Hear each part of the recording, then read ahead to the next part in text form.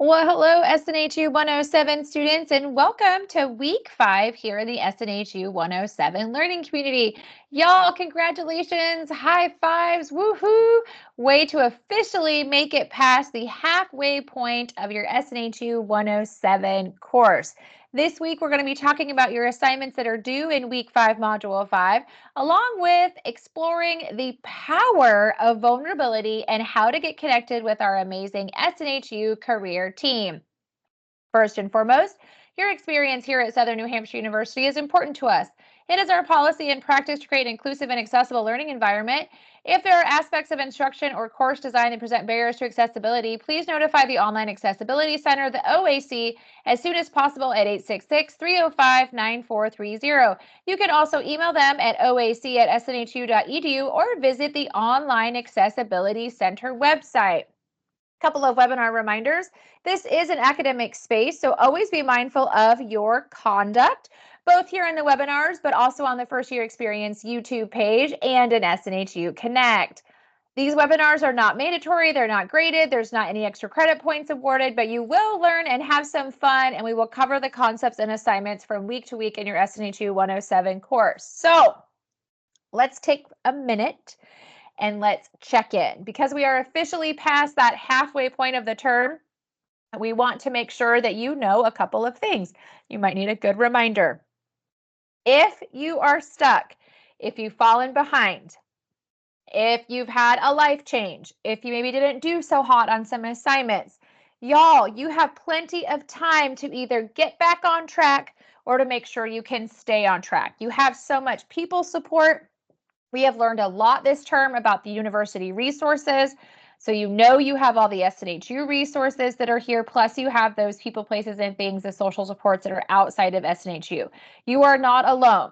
So if you are stuck on something, you're not sure on something, please make sure that you are reaching out. If you have any assignments that you're missing or you would like to maybe redo or submit for even partial credit, some points are better than no points. Please reach out to your instructor as soon as possible. They want to work with you. They want you to be successful. The answer is always no unless we ask, okay? So make sure you're using those resources. The other thing is are you plugged in? So do you know what your grade is currently in any of the classes that you are taking? Make sure you're consistently checking those grades so you can make sure that everything that has needed to be turned in has been submitted. Make sure you're checking your university SNHU email because that is the way that the university communicates with you. So you might have faculty or advisors or other departments trying to get a hold of you. So make sure that you're checking it. Also, if your faculty or instructors or your advisor are trying to get a hold of you, please make sure that you are returning those calls. So last week in Module 4, we put together some short-term goals, right? Week 5 is a great time to make sure that if you put those short-term academic goals into place, that we're getting started and making a little bit of action on them happen. So if you said you were going to get organized and make your SNHU study time, are you doing that this week? If you said that you were going to maybe utilize your advisor or maybe the academic support writing services, have you done that yet? Or make a plan to do that? It is so important for y'all to know that we are here and we have a commitment to your success here at SNHU, but you also need to play a part in that commitment. So if you're stuck, you're not sure on something, or just want to check in, get with your advisors and your instructors as soon as possible. So this week, we're going to talk a lot about being vulnerable. So when I say that word vulnerable, how does it make you feel? Like, are you okay being vulnerable? Do you like to be vulnerable? Or are you like, oh, no, that gives me the heebie-jeebies and I do not want to be vulnerable. I can do all the things by myself, right? Most of us are going to be like, yeah, we got this. Being vulnerable can be difficult. It can be hard. However, I want you to kind of change your point of reference on the word vulnerable or the activity of being vulnerable. Because if and when we are vulnerable, it allows others to support us. We don't have to do things by ourselves. Being vulnerable can open up those doors to help us achieve our dreams and goals. It can create an open mind or space for our success. It allows us to connect with others, like resources or other students here, or even people, places, and things outside of the university. Because sometimes we're vulnerable and we're like, hey, I struggle with this, or oh gosh, I have struggled there. I've been there. Usually somebody else feels the same way, or they might be like, oh my gosh, I do that too. I worry about this, or I've been there too, and I don't know how to manage my time, or I'm struggling with like, taking care of my family and being back in school, all the things, right? You're not alone. And so sometimes when we're vulnerable and share some of the areas that we're maybe not so strong in or areas that we're struggling, it really can help us connect with other people, but also open up ourselves to extra support for our success. So always remember, be vulnerable because you can, because you never know what door that might open for you. So this week in week 5, module 5, you have 3 assignments. So it's a big week, y'all. You need to make sure that you're making that SNHU study time so you get everything done. You have a warm-up assignment, you have a discussion assignment, and you have a journal assignment. Remember with those warm-up assignments that you can take those warm-up assignments as many times as you need to earn your best score. I always tell students, don't just hop in there and take it because you're not going to do very good, typically. I encourage you to review the required resources for the week, also review any content or reading that's within your module, then take those warm-ups. But just remember, they auto-grade, so as soon as you click submit, you can see how you did, and you can go back in and retake them as many times as necessary to earn your best score, okay? Sometimes students forget they can do that. So just a reminder, on those warm-ups, you can go back and take them for more points, okay? You also have a discussion assignment. So as always, your initial discussion post where you answer these 4 questions for week 5 is due by Thursday. And then you need to respond to at least 2 of your classmates by Sunday. As a reminder with peer responses, you have to write more than a sentence or 2. You cannot just be like, oh yeah, that I agree with that. And that happens to me too. We're like, hey, good to see you. Glad we're here, doing so good.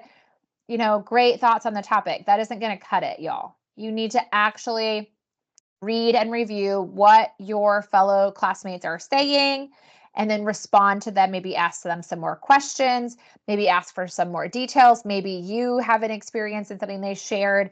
It's all about the connection, but writing just a couple of sentences is not going to cover it. So this week in the discussion assignment, you're focusing in on these 4 questions for your initial post. 1, how will your mission statement and short-term goals that you wrote back in week 4 keep you motivated during your academic journey?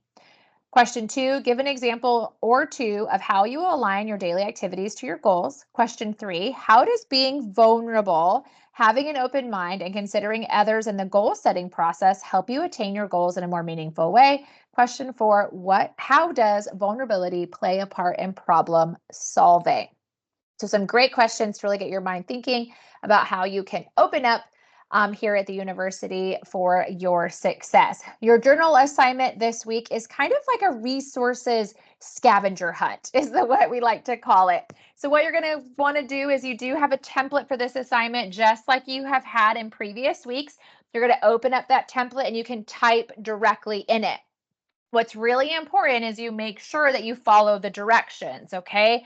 So for example, question 1 says to navigate to the following SNHU resources and summarize specifically how each will or may assist you in achieving your personal mission statement and short-term goals.